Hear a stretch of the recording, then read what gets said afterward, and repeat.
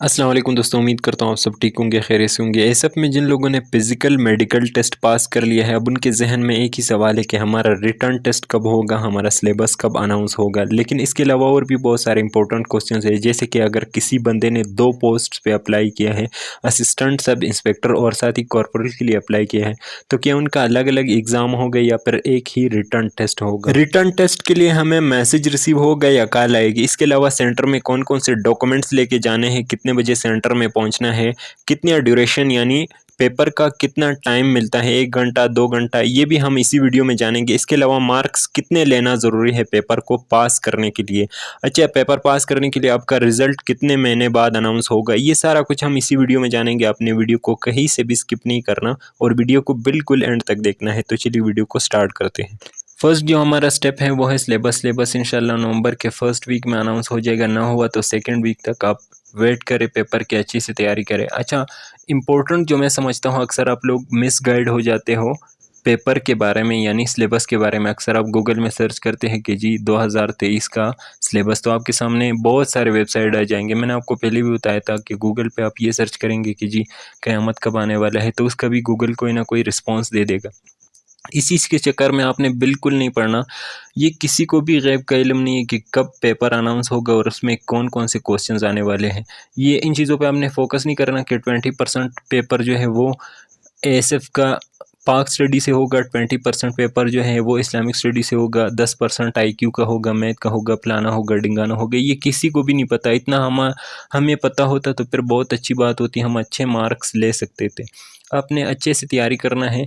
10 दिन हो सकता है लगे ज़्यादा से ज़्यादा, लेकिन हो सकता है 5 दिन में ही अनाउंस हो जाए। ये मैंने आपको पहले भी बताया था कि जहाँ पर स्टाफ की ज़रूरत होती है, फोर्स की ज़रूरत होती है, सिलेक्शन उतनी ही फास्ट कर दी जाती है। जैसे कि बलूचिस्तान में जो है वो गवादर एयरपोर्ट पे स्टाफ की ज़रूरत है। सेकंड जो मोस्ट इंपॉर्टेंट चीज़ मैं अपने भाइयों को बताना चाहता हूँ वो है आपने कॉल और मैसेज का वेट नहीं करना। अक्सर लोग इस चीज़ के बारे में पहले भी मिसगाइड हो चुके हैं। पहले भी उन्होंने फिजिकल टेस्ट के लिए कॉल और मैसेज का वेट किया और अच्छे से तैयारी नहीं कर सके। टेस्ट नज़दीक आ गया तो अच्छे से मार्क्स नहीं ले सके। फिर इस चीज़ के बारे में आपने बिल्कुल फ़िक्र नहीं करनी। जितने मार्क्स लिए हैं अब आप आगे की अच्छी तैयारी करें।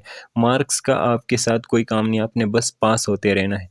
अच्छा, आपने मैसेज का वेट नहीं करना, वेबसाइट के थ्रू आपको इन्फॉर्म कर दिया जाएगा। आपने वेबसाइट के थ्रू जहाँ से आपको पता चले, रिलेटिव से, फ्रेंड से, जहाँ से आपको पता चले, आपने बस CNIC एंटर कर देनी है, अपना स्लिप डाउनलोड कर देना है। स्लिप कुछ इस टाइप का होता है, आपको स्क्रीन पे शो हो रहा होगा, इस तरह का कुछ स्लिप होता है, आपने वो डाउनलोड कर देना है। उसके थ्रू आपने टेस्ट सेंटर में जाना होता है।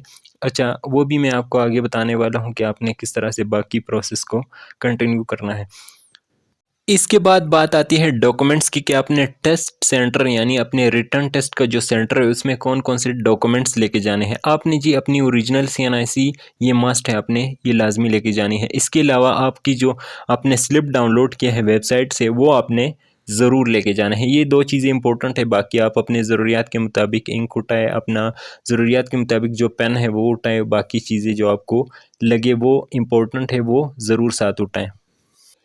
रिटर्न टेस्ट के हवाले से मैं काफ़ी वीडियोस बना चुका हूँ, लेकिन फिर से आपको बता दूँ, रिटर्न टेस्ट का जो टीन्योर होता है, जो ड्यूरेशन होती है इसके, वो होता है 1 घंटा यानी 1 आवर इसका ड्यूरेशन होता है।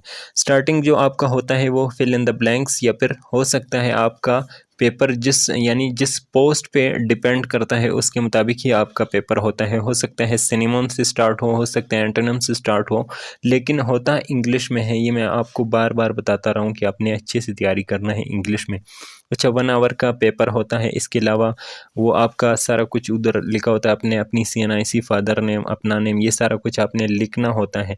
इसके अलावा मार्क्स जो होते हैं वो 50 होते हैं, चाहे कॉर्पोरल का हो, चाहे आपका ASI का हो, चाहे असिस्टेंट का हो। ठीक हो गया।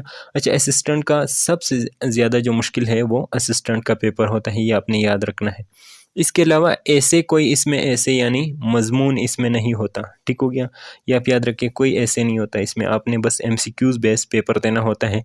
सबसे मुश्किल जो होता है वो इंटरव्यू होता है। इंटरव्यू के बारे में मैं नेक्स्ट वीडियो में आप लोगों को अच्छे से गाइड कर दूंगा, अगर आप लोग मुझे कमेंट में बताएं तो।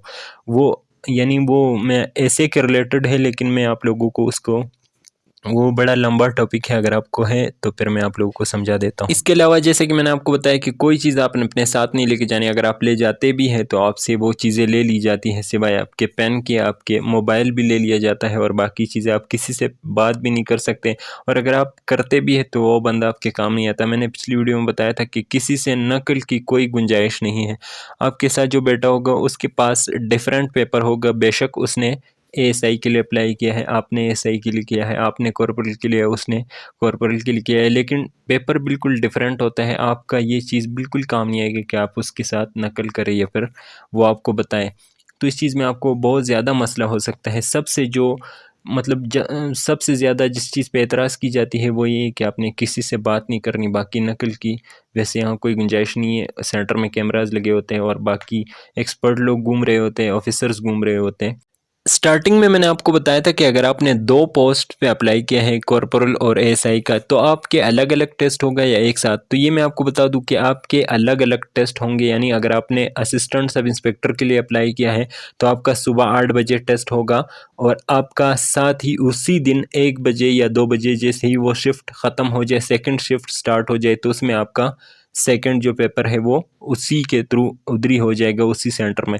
या हो सकता है 1-2 दिन का गैप दिया जाए, लेकिन वैसे होता नहीं इस तरह, एक ही दिन में आपके दोनों पेपर लिए जाते हैं। तो आप कोशिश करें असिस्टेंट सब इंस्पेक्टर के लिए अच्छे से तैयारी करें, क्योंकि कॉर्पोरल का जो पेपर होता है वो थोड़ा सा आसान होता है, एएसआई का जो होता है वो उससे मुश्किल होता है। यानी अगर आप एएसआई के लिए अप्लाई करेंगे तो वो अगर आप फेल भी हो जाए उसमें, तो कॉर्पोरल का जो है वो आप पास कर लेंगे।